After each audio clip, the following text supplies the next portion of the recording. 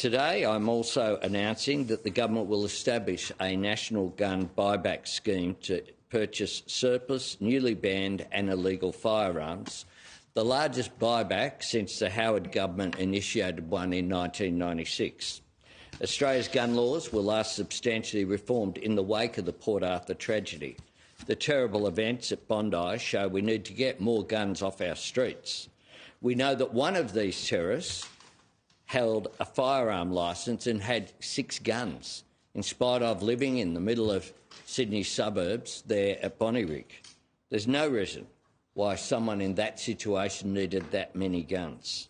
There are now more than 4 million firearms in Australia, more than at the time of the Port Arthur massacre, nearly 30 years ago.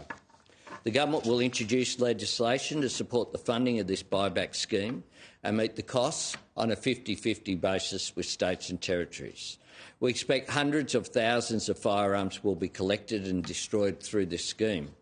Consistent with the approach that was taken in 1996, the government is proposing that states and territories will be responsible for the collection, processing and payment to individuals for surrendered firearms. The Australian Federal Police will then be responsible for the destruction of these firearms.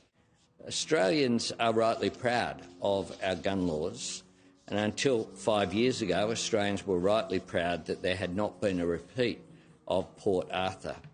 They were rightly proud we're not home to the constant carnage we see in some countries.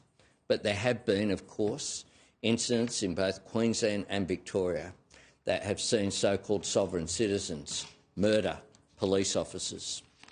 We will introduce this national buyback scheme to get guns off our streets and to help to assist to make all Australians safe.